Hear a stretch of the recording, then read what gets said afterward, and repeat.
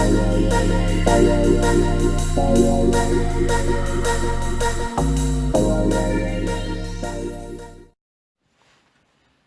there, it's Toasty Fresh, and I'm just about to go and pick up a whole new console. I'm going to be on my merry way to go and pick up this said console with a whole bunch of great games for it. So I'm really excited to go and pick this up and start trolling through the games and playing some of them, reliving some great old memories. And there's one or two games that I haven't actually played, so it's going to be some interesting viewing. Anyway, I'm going to come back at you later in a few moments. Probably just a click of a few seconds for you by the magic of editing, and I'll show you what indeed it is I've picked up tonight.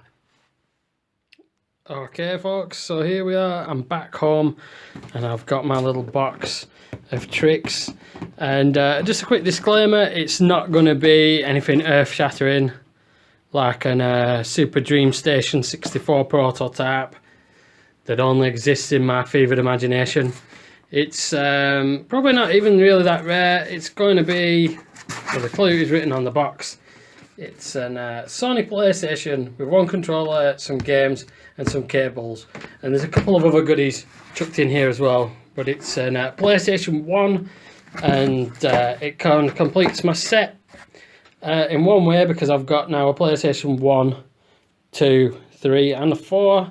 And I've even got the PlayStation 2 Slim, so I'm just missing a few like the PlayStation 1, and I'm missing maybe the, I forgot what it's called, the developmental one, the PSX, which I haven't got either, and there's the black PlayStation, that was the developmental one, I haven't got that either, but in one term I've got them all now, and just to show you a quick show off of what I've got, and first we'll go over the kind of stuff that you need to play the bog standard stuff. So we've got the analog controller, which is fully working, I've been assured. I'll have to test it out for myself in a little bit. I might even do a video on that to show you it working. But that's the analog controller, a nice analog controller. I've already got one in grey, and I've got one in blue as well, a clear blue one. And this is the PlayStation, so we'll go over the hardware first. And it's not the very first one, it's not the very first model. I'll show you on the back here. It is, there you go, it's that one. The SCPH7502.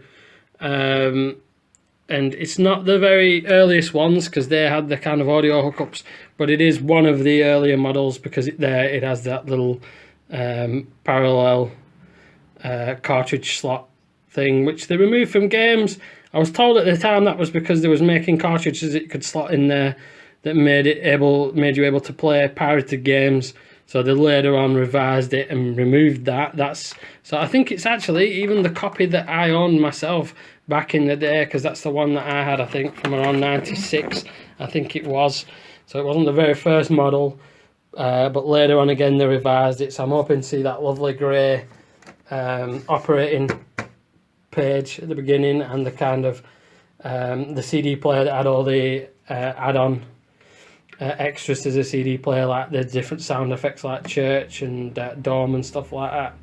But not only that, I got myself a very snazzy Metal Gear Solid golden memory card, so that's pretty cool. So I don't know if that is official, but that's pretty cool. So I'm thinking it came in a pack in a minute, because I'll show you. It's a bit of a clue as to what's to come up, and there you have it.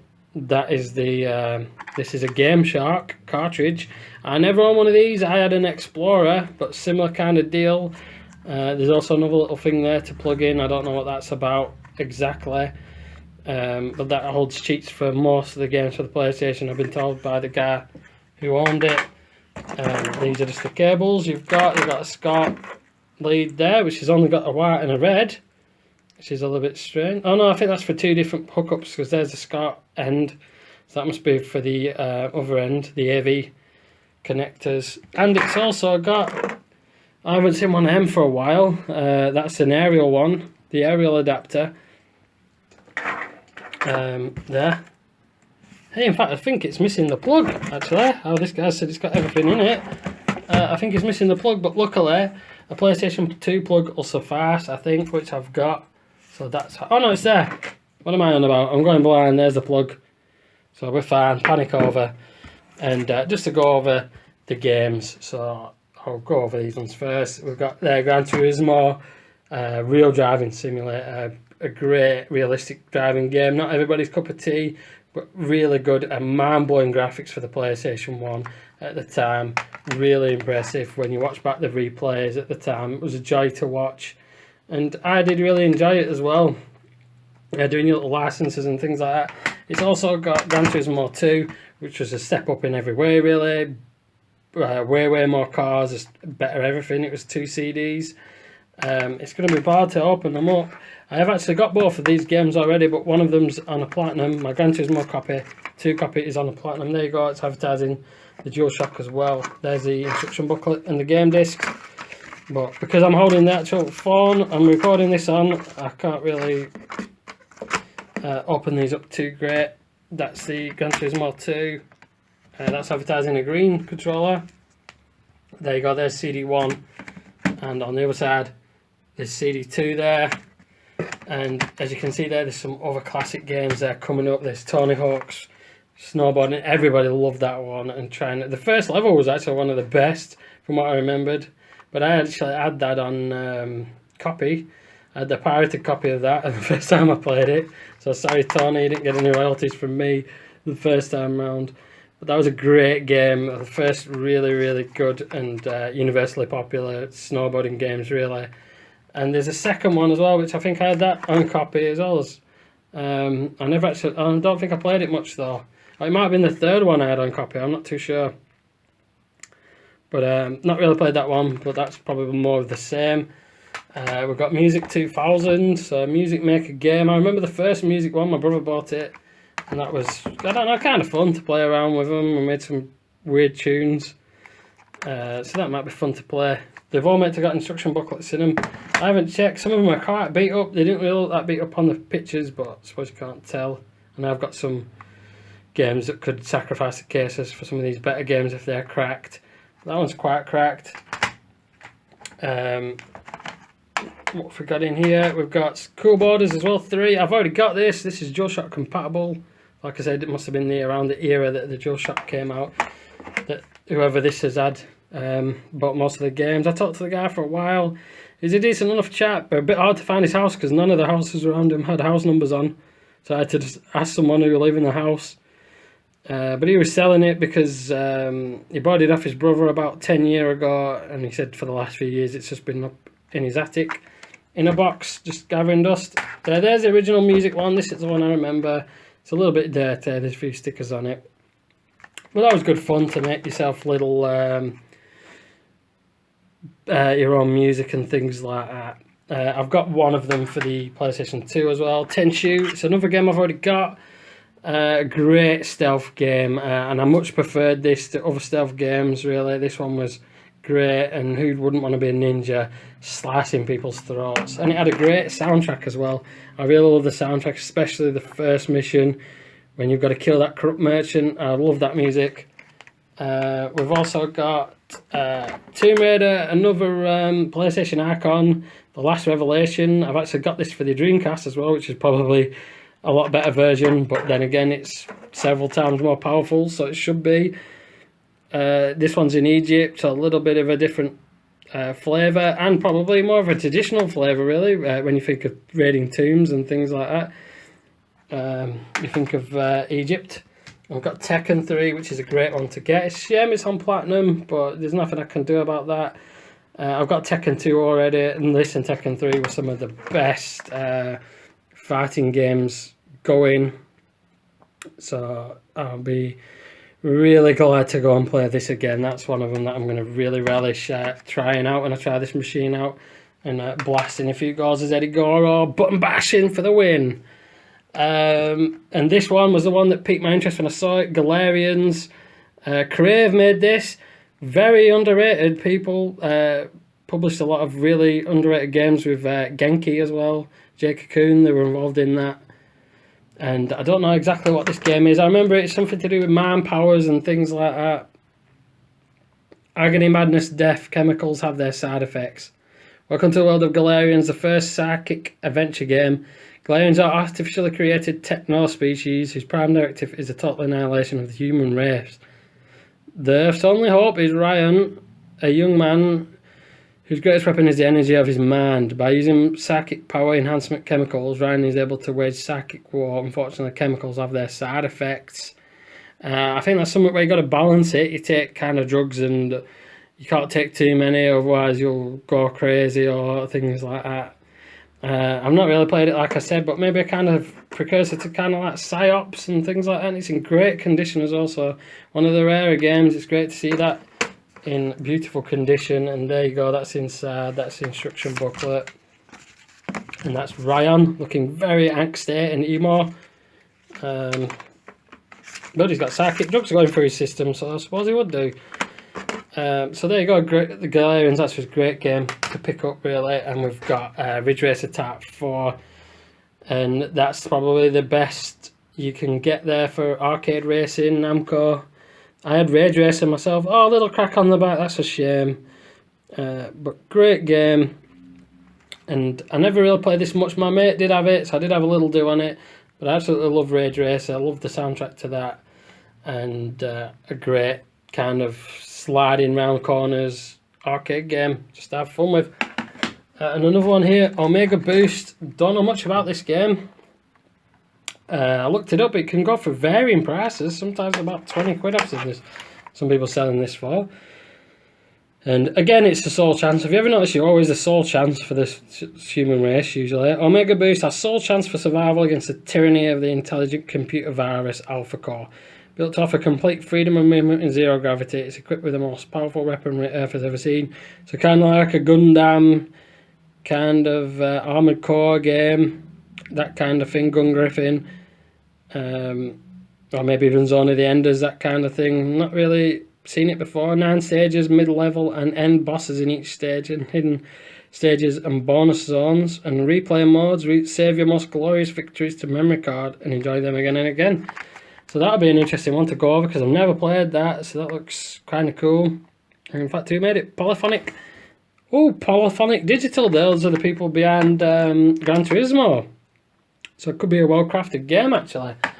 I didn't know they'd done more of an action-orientated game. And there you've got the seminal Soul Blade in my favourite fighting game, maybe even of all time. I really, really love this.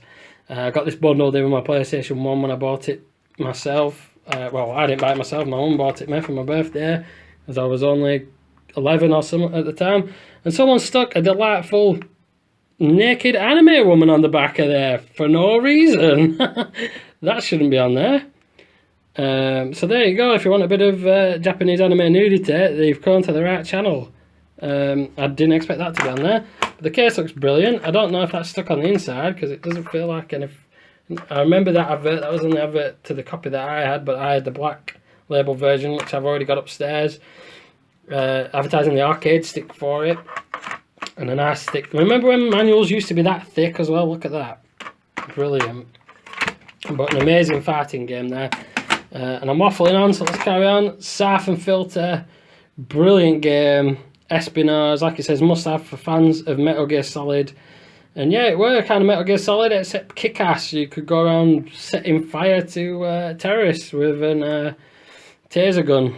So for me, you probably went up to Metal Gear, actually. So there you go. That was a great game as well. So that kind of espionage, but a little bit of action thrown in as well. Game, third-person actioner, and we've also got their Medal of Honor. I was going to say Modern Warfare then for some reason. Medal of Honor. It's a bit cracked, but it looks like it's been in a few battles itself. But great game, the first of the series, and was really special.